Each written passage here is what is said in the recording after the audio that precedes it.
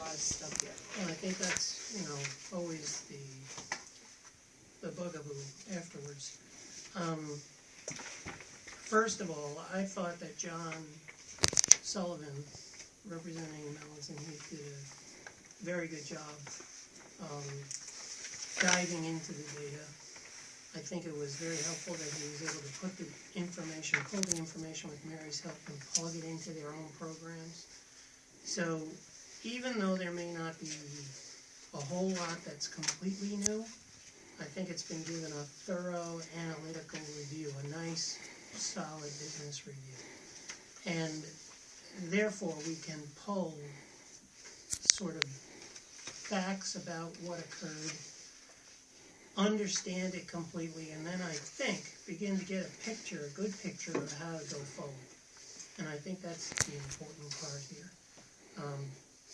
My summary is there's a lot of things that, is water over the dam, and what's done is done.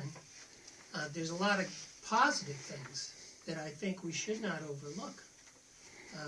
Most obvious among them, the water source is phenomenal in terms of its purity. The whole water enterprise fund is dramatically scalable at very low incremental cost. So where I'm going with that is thinking strategically. When you look at that opportunity, building out the town, however, wherever that long-range strategic plan is, you have a bona fide water source, which could be ramped up significantly. So that's a good thing. I think overall, operationally, meaning the nuts and bolts, the day-to-day turning of valves, pumping of water, is pretty solid. It appears that operationally the physical plant runs well, is well maintained, and is, again, an asset. The areas where we had difficulties or issues were in what I would call the revenue generating areas, beginning even with estimates, how they were done, continuing with how we went about actually reading the meters, where there were some hiccups there. Clearly there are hiccups in the billing, which is the largest, and it's all explainable. It's very clear there is no malfeasance.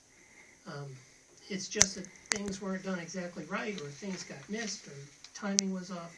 So it's all explainable. The dollars all come out, it foots, which is a good thing. And from that, I think there are things which we can remediate, one of which I think is already occurring. I think the billings are going through Mary because of the move here to Town Hall much more efficiently and effectively. So there are some things that are already in the act of being remediated. There are other things that, there are things for everybody to do. Starting with some strategic planning on the part of the commissioners, looking at how that's going to interface with long-term strategic development of how the enterprise fund is going to be used in the town. And it's all about building it up from the standpoint of it's a very high cost per customer fee structure, only because we have so few customers. And we have this anomaly that we have several older occupants of homes who don't use as much water as the average in the Commonwealth. And we have a lot of transients, meaning weekenders. So their water usage is very low. It's like 24,000 right.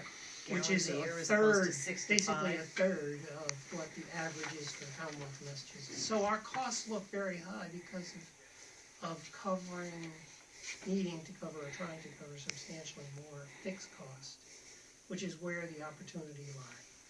If you can drive up the number of customers, it could help dramatically. Beyond that, I think there's a lot of work to be done on the part of the commission. They have some things they obviously need to shore up in terms of documentation. But I think there's a start already underway, as I say, and I think we can go through, with a little more time and almost detail the recommendations that are emerging from here, and then see what the Board of Selectmen wishes Finance to do in terms of developing its perspective on this. I think that's somewhat our goal on the 21st. It was gonna be our goal Monday night to kind of Just to clear something up, Tom, see what we can do. how do we drive up the amount of customers? That's, what's the reality of getting more?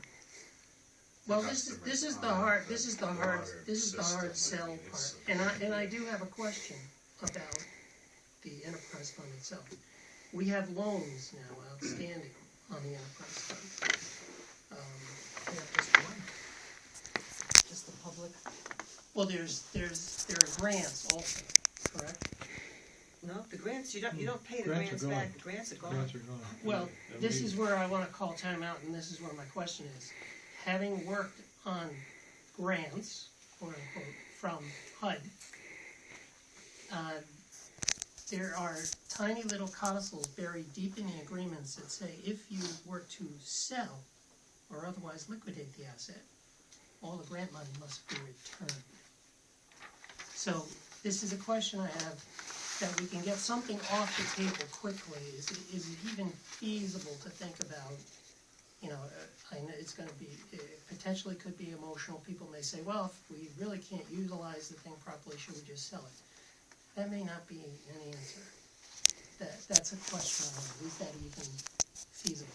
And if it's not feasible, then I that don't can be. remember, I have removed. copies of those 3 grants, and I don't remember that specific, I can't see, I think that there are other restrictions on selling, I mean, Yeah, there are other, because of your customers and stuff like that, but. we could sell it and privatize it, but a money-losing business is not, certainly not a Anything sale. about getting the buyers in the door. And, This is the question.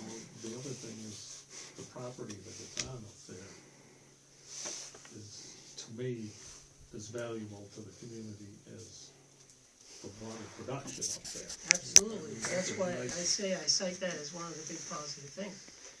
Now, this is the hard sell part that I think ought to be given some voice. That, a long-range strategic plan based upon how we envision the town being built out. It seems to me that we're going to have houses that are closer together, not further apart, which means a water resource is going to become invaluable as you go forward. If in fact you want to extend the tax base of the town, I don't know what the build-out model is for the town. Charlie, maybe you have more insight. I think a big thing that I take out of this, and I share your thoughts, we do have a build-out at some point, and Ralph and I were working on a long-range plan, and we were kind of stopped by the planning board, but I think we need to go back into that. That's something we're gonna have to look at down the road, but the big thing that jumped out at me when I read this report is management accountability. Absolutely. We have a requirement that we need to bill the users 12 times a year because of the way the fee structure is set up.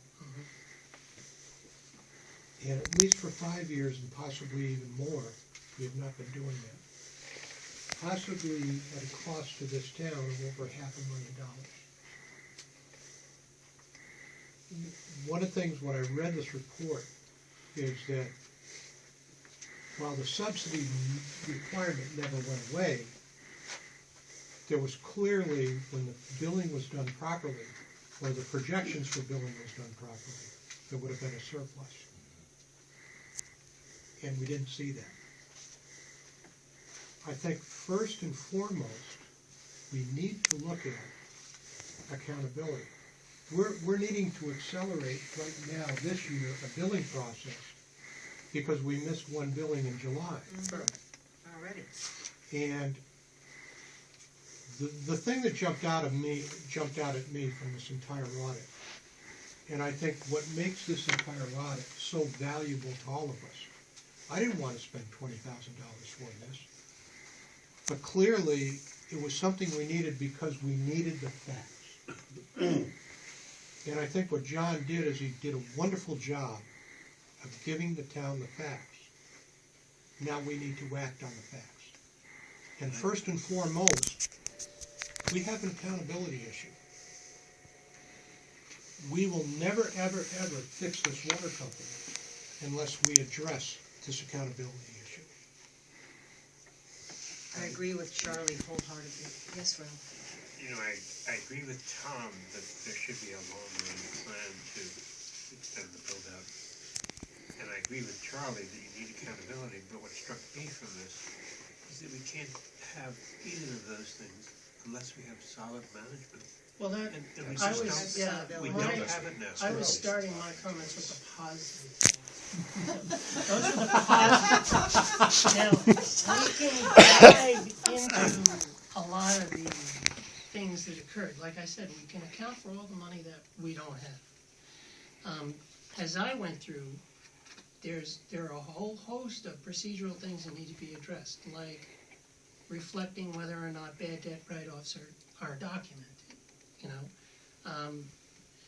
Evidently they're not. Right. The collections issue, I think, is being resolved, is being, because of a change in management there. There's issues to be addressed with regard to meter accuracy, reading of meters. There are issues to be addressed with respect to responding to, for example, the survey from the DEP on the size of the meter that's being used up there, which I'm sure. The 10-inch meter Yeah, versus the 4-inch. it needs to be 4-inch because the 10 is too big. So there are these little things like that. Another positive that popped out, good job on leak detection and remediation. Another issue to be addressed, however, is accounting for the absentee owners and households and, you know, this risk that meters and old meters aren't accurate. So there is a tick list, I think, of things that need to be resolved in terms of here's what the audit uncovered, which is the purpose of an audit, to identify the hotspots. And then there needs to be an explanation or a map of here's how you're going to fix them. Right. My question is, all things being equal, meters are being read properly, they're working properly, all these things, the billing is done properly, but all that being equal, still, with the absence of customers that we actually have, how sustainable is the water company? Well, it's sustainable with a subsidy. That But it would be a much smaller subsidy. Correct. And here's the other part of the good news that John had talked about. Once the debt is paid, there's an opportunity to actually increase your revenue stream. Now, that's gonna be, 9 years down the road by the time everything's done.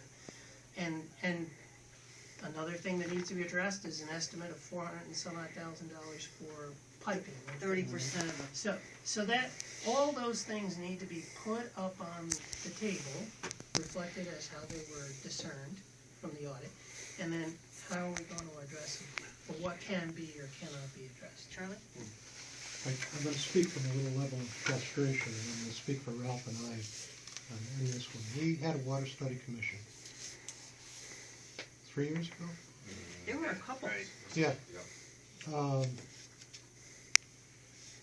One of the most troubling parts of that whole study was that we had the water commissioners in with us. We didn't know at that time, and they didn't let us know at that time, that they were only billing 9 or 10 times a year. In 1 year, it was only 8. And 1 year was only 8, instead of the full 12 times. So we had a management group responsible to the taxpayers that were not being responsible to the taxpayers. Pure and simple. They were You know, giving I don't want to be correct the negative information. guy in this whole process. I think this whole water enterprise fund, when it was envisioned and initially set up, was a phenomenal process. And for about the first 5 years, 6 years, it ran well, and it ran with a surplus. Suddenly that stopped. I was gonna say, I don't think it did. They had a reserve fund, Charlie, of They- $180,000, and they used that to cover operational costs over a period of 3 years. You'll see where they started out with 180, and then in a town report, 2 or 3 years later, nothing. Went down. Gone. So, And I could be wrong on no, that. no, but we don't have the documents. We don't have that any of the documentation. information If now. you're really saying this should have been done years ago, what We're doing in now. a coulda, woulda, shoulda Yep. type of situation. But at the same time, we've been given a series of facts. What do we do with those facts?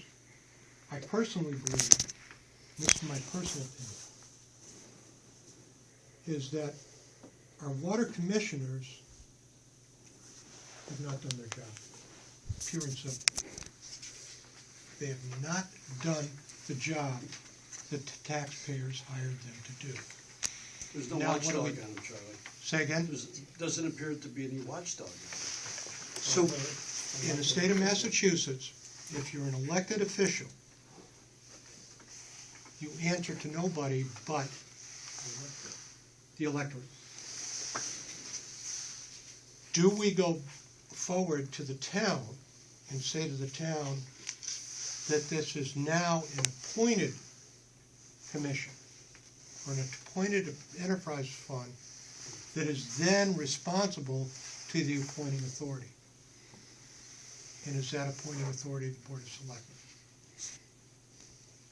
I sure as hell don't want control of that water company, but right now, I don't think we have any choice. And I'm gonna give you an example. Last year at the town meeting, I said to the people, to the voters at that time, we were gonna bring the billing process into the town hall. That took 3 months to get it into the town hall. And a lot of resistance. That's gotta stop. This has gotta be an open enterprise fund that works on behalf of the water users as well as the taxpayers of the town of Egremont. This is a hell of an asset. We have got a phenomenal asset to this town that has been woefully mismanaged. Woefully. Yeah, I agree with you, Charlie. In briefly reading over the report, I said, guys aren't doing their job. This has been going on for a long time. We still put up with all these, the billings and the readings, deficiencies, and nothing's done. I mean, something's being done now, but do we leave them in place? Can you leave them in place? The water commissioners. Well, there's a fair question to be asked of John Sullivan on the 21st, because I know Yeah. he does have some historical perspective on small to medium-sized towns and the management control of their water enterprise funds or other enterprise funds. So it would be a fair question to pose to him to get a little Tom, feedback. did I recall on meeting with him that he mentioned that it was unusual for a town our size that these were elected officials? And in his experience, they're generally more appointed, is that? I don't know that he said it was unusual, but what he did make clear was that there were many examples where starting that way, control was changed. Okay. And do you remember we talked about, well, what kind of recommendations would you put in? And he said, well, we'll cover the gamut, based upon discussion that comes out of the, initial feedback meeting. So, Tom, did Sullivan have anything to say about the administrator? About the efficiency of the administrator, because this problem well, I know, stems from the I think, administrator to 3 commissioners who I think, have not done their job. As a matter of I fact, when think we had that John- committee, I think that they misled us, because when we looked at the issue of not 12-month billing, we were told it doesn't make any difference because we make it up, for the next billing cycle is. I wanna say, I way remember- back when I first went to the water company and took the ride around with Jack and with Jimmy and got information about the users, et cetera, I wasn't given the correct information. Based on when I went back last spring and started looking into this stuff, I found out that I was not, just like you, I was not given the information to start with. So I'm basing everything I have on incorrect information. The same thing with Ralph. Ralph just made it, you and Ralph both hit the nail on the head. But, you know, for the commissioner's defense, they only know what they're being told. That's true, but they should have asked. They're the responsible people. Yeah. And how can they not know? If they would see the billing edit list like I see it every month, and they were having, those things would be put out about 3 or 4 years ago, and that's. You can hear another voice They over would here. see that, there, you know, that there were 3 or 4 accounts, and there were probably different ones at the time, who were almost $2,000 in arrears. It's unacceptable. You know, and they would say, what are you doing about this? And they would be putting liens, but there's no You talk know, about any you of that in the minutes. have to understand, there's a lot more to shutting people's water off. No, but at that point, they didn't even put a lien on the property or put it on the tax, like, they didn't do anything about it, Bruce. That's the problem. I think too, if you just expand upon what you're saying, is it's not even a case of people in arrears. It's a case of how many times we bill. When you bill, if you anticipate $125,000 based upon 12 billings, and you only do 10 billings, you're not gonna get your $125,000. No, revenue administration is basically highlighted here as sorely lacking. Operationally, there are a lot of good things, but revenue administration And is he a doesn't sore. talk a lot about outstanding receivables. Yeah. And that's really, you know, a couple $1,000. It's 15,000 at the end of this month, that's in arrears. But I It mean, was 12,000 in the end of last month, and a lot of the people are a month or 2 or 3 behind. The other months I don't care about, but then there's a few that are 4 months behind, there are a few more that are 8 There are months some behind. people that only pay quarterly too. Yeah, well, And most people who pay are, quarterly, or a few people who pay ahead of time. the audit did reveal that most accounts are current, which is always a good thing. Okay, from a basic business standpoint, most of the accounts are current. There are gaps and problems with things associated with those that are not current. This whole idea of writing things off and not rolling the past due forward onto the person's tax rolls is done commonly, and we don't do it. This notion of writing off bad debts for a public organization doesn't make any sense to me whatsoever. And the documentation for that kind of thing is sorely lacking. So those are the remedial things that need to be looked at from Charlie's point, the overall management side, and especially the revenue generation side. So it's that definitely is a highlighted problem. I think the big thing that we need to look at, and I think the 800-pound elephant in the room, is the fact we never, ever, ever build 12 times a year. We build it some amount less than that, 8, 9, 10.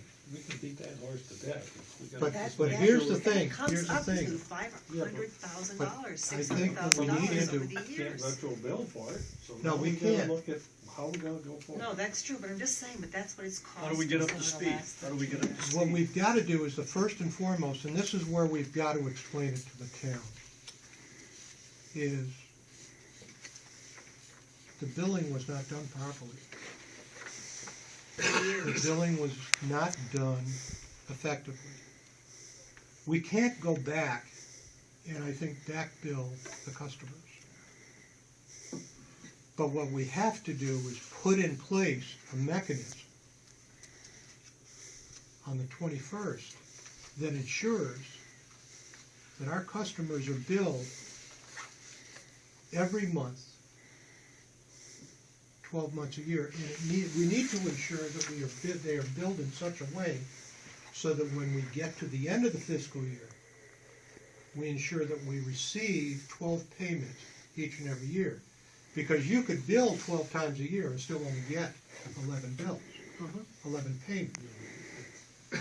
So we've gotta the biggest thing we've gotta do is correct that billing problem. Then the next thing we need to do is we need to monitor the payments of those bills, Which hasn't been, which hasn't been done, so that when you have people in arrears, you can take action. But I think the other issue you need to look at is this whole billing process. Do we need to bill on a monthly basis? Or can we bill on a quarterly basis? Most water companies, and I have a well now, so I don't have to worry about it. you know, But when I lived in Chesapeake, when I lived in Rhode Island, when I lived in other places and I was paying for my water, I paid for my water on a quarterly basis. Now, Your quarter bill was less than some of these people. Most of it these people. was, and in some cases in Chesapeake, it was more. It was actually more. And I was actually being billed for salt water. And the other unfortunate thing is these people haven't been paying the full freight, the full bill. They've been paying 8 months, they've been paying 7 months, they've been paying 9 months. But I think too is that, the people, if you go to a quarterly billing process, you're gonna have people that wanna pay on a monthly basis. Put them on a budget and allow them to be paid on a budget. Well, this is another point that comes out of the audit, is that the flexibility of the system being used is very under leveraged. There are ways to do monthly for some, quarterly for others. Yep. We do no cross-checking in terms of there isn't a monthly, but for lack of a better term, a trial balance where you can look at what's gone out and what's come in, Mhm. which Well, there's a function there for. We're also working with our current accounting software, and tying everything We're gonna be together. all over. Right. And, and the other issue, the 12-month billing, I think we've already addressed that and beat up on the water company enough so we understand that. And that's why it's upstairs, so that it's done and somebody's overseeing it. Monday, if payments aren't to be made, can this be rolled over to the tax bill? Sure. in There has to be a Egremont, procedure in place, and it Yes. has to be fair, and it Yeah. has to be, this lockstep, this is what we do when this happens. Okay, I'll catch up with you, okay? I mean, there was a clear recommendation, which I identified as an action item, on page 16, where he says, consideration should be made to prepare commitments for monthly bills, and entering the committed bills into the financial management system as receivable, so that billings and collections can be monitored by the town and the water commission. So there's a very clear standard A, B action item. And I think there are several of those that if we can put them all down, then we can find out, some are being addressed as we speak, others are likely to be addressed, and there are others that need a plan for how to address it. Aren't we getting new enterprise fund billing software or Yeah. something like that? In fact, they had training, I think this week. I think Mary had Jack and Jim in to do the training on the software. We have a purchase order program that we're gonna purchase, Oh, right. that we're gonna put in place on July 1st to increase accountability. So I think, between Bruce, between Mary, and the whole accounting function, I think all of that is coming into play. We gotta go back, though, commissioners, in monitoring this whole billing process. Who's gonna monitor this And billing? there's a bunch of other recommendations. Yes, there's a Very whole clear. bunch of them. No discussion regarding write-offs of bad debts. No, the minutes did not provide a clear trail of votes regarding rate increases. Minutes did not report the number of gallons of water billed. It does not appear to be financial data reviewed by the Board of Commissioners. These are all things that Yeah. need to be addressed as action items. If you look at the mechanics of the process, you've got the concept, first of all, you need to, at the water company, go from a 10-inch to a 4-inch main coming in. so you can properly meter it. You need to know how much water is coming into the system and being treated